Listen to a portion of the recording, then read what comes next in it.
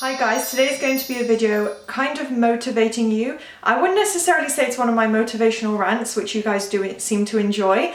It is about staying motivated and how to be organized, and this is inspired actually by a request sent in by one of my members, one of my LOA Coaching Darling members, or rather I should say one of my LOA Coaching Darlings. So yeah, if you would like to get more kind of, not customized requests per se, but you can have more of an input because I like to engage with you guys as members, and you can join the membership for $2.99 a month if that's something you're interested in. If perhaps coaching isn't quite possible for you right now, but you would like to get a higher level of interaction and engagement and content from me, becoming a member is a great way to do that. I release videos a day early, and yeah, like I said, I do sometimes say, what do you guys want to see? I put out special polls for the members. So if you'd like to engage with that and have a bit more of a say of the content that's coming up, then you can become a member. And the link as well, you can click the link right in the description box. It should be there for you to just join. You're not obligated, obviously, it's just a suggestion.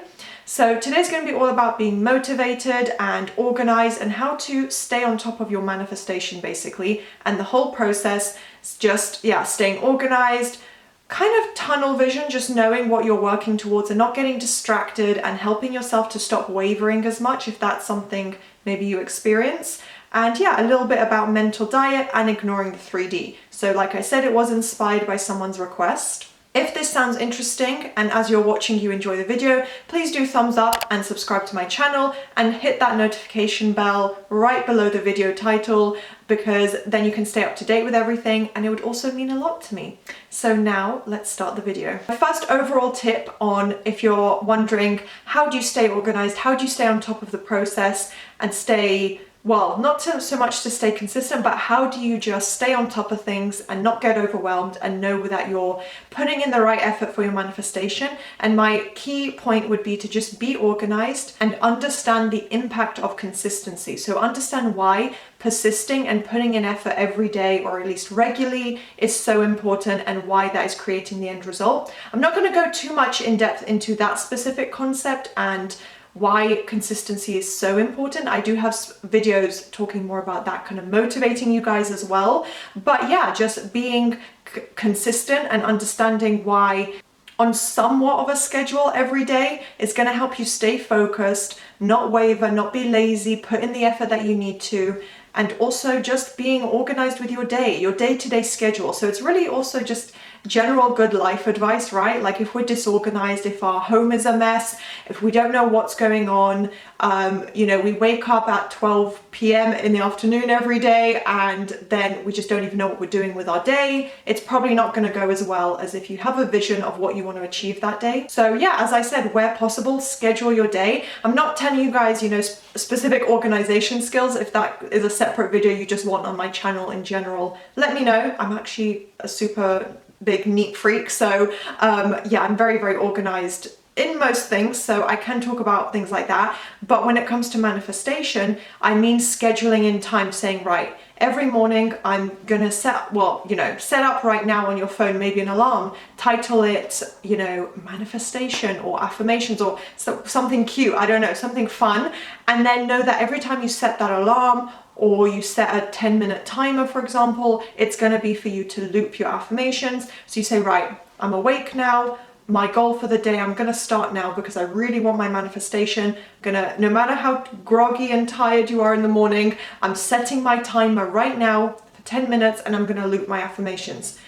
Try to do that every morning, every night before bed, you know, whenever during the day basically that you are able to. So in that way, I mean schedule your day. So it's not that you have to do things at a certain time, but just try and be a little bit on more of a day-to-day schedule, get into a good routine. It's all about setting aside the appropriate amount of time, multiple times a day ideally, to loop your affirmations. So I get very specific on this with my clients, because I think if you want to have a really clear idea and a clear structure, to me structure really helps with my day-to-day routine. It helps release my anxiety, helps me, you know, stay calm and organized and not feel like I'm overwhelmed by daily tasks. And yeah, especially with, you know, self-employment or working from home, that can be a bit of a struggle. So for me, I just love routine and organization. And I think if you guys struggle with anything similar to that, you'll really benefit from it too. So just where possible, set aside the time multiple times a day to loop your affirmations, whether it's 5 or 10 minutes, you know, setting the phone timer, just checking the clock, whatever the case may be. When it comes to robotic affirmations, and this is usually what it will turn into, unless you're only doing 20-30 minutes a day of affirming, I think you could absolutely manage to just sit and close your eyes or just focus completely on visualizing your affirmations. But usually if we spend more time and if we're having a busy day, it's going to require more effort. So when you multitask and when you do robotic affirmations, yes, you could technically still be fully conscious and focused on them, because you could just be doing something like, I am married to SP, I am married to SP, I am married to SP. And, you know, that's robotic affirmations because it doesn't require emotion. It's just very like mundane, like just getting the words out there, right? But oftentimes it also means you're not really focused. You're not putting the full conscious effort into it. You're just repeating the affirmations. So when you multitask doing that, which like I said is probably usually the case, and for me it is, I would definitely not have time to just do my affirmations if I wasn't able to, you know, do it while doing my makeup, taking a shower, cleaning the flat, things like that. You know, I just clean around the house, I cook, I do things whilst doing my affirmations. Otherwise, who really has time to spend, you know, a good hour a day just sitting there looping an affirmation? So regardless of the time frame, it doesn't have to be an hour. That was just an example, by the way. Multitask with things that don't require focus. So this is also going to help you stay focused and motivated, because if you're shifting your focus, the chances are the affirmations, you could lose track, you could lose focus. You can get easily distracted possibly. So for example, try not to do it whilst watching TV, unless that's like an added bonus or you feel you need to as part of a mental diet. If a negative scene comes on a TV show, for example, you know, you can do it as a mental diet. But when it comes to actually robotically affirming and using it as your main source of affirmations, I would say things like I suggested: cleaning, cooking, running errands, daily tasks and daily things like brushing your teeth that you don't focus on because it's a mundane process. It's very easy. We've all done it our whole lives. So yeah, I mean, things that don't require your focus.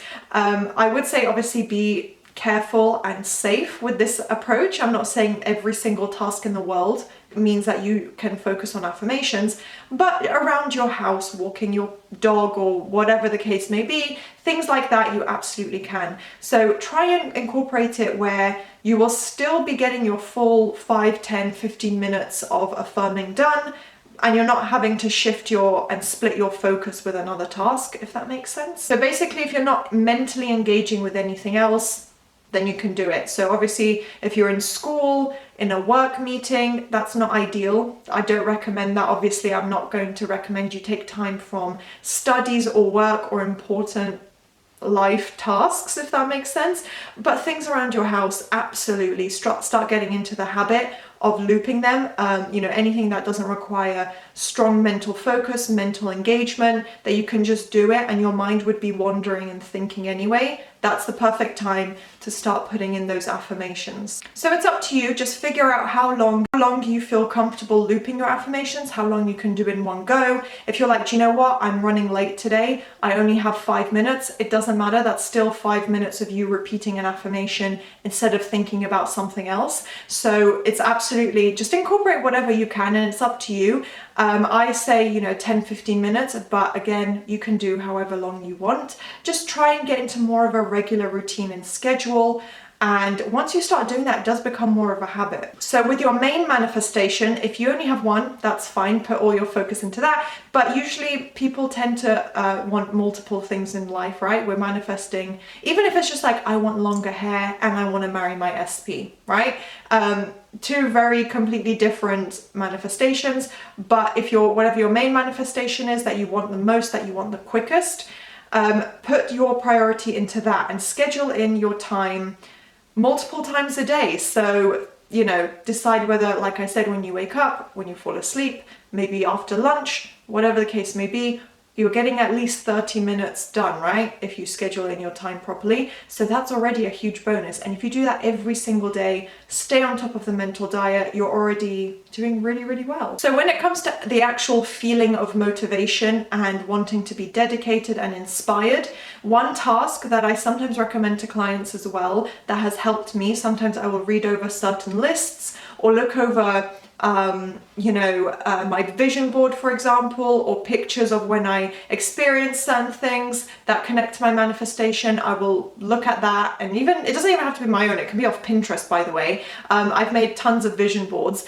Look over that and be like, wow, that's what I want, and that's why I'm doing this. So what did I write down here? Yeah, remind yourself why you want it, and write out a list of reasons why you want it and what it's going to bring into your life. So what result is it going to have? Why is it going to help you feel successful? Why is it an achievement? What fulfillment is it going to add to your life? Because obviously we're doing what we want because we think it's going to bring us happiness. So focus on that and say that I'm doing this because intuitively I truly believe it will make me happy.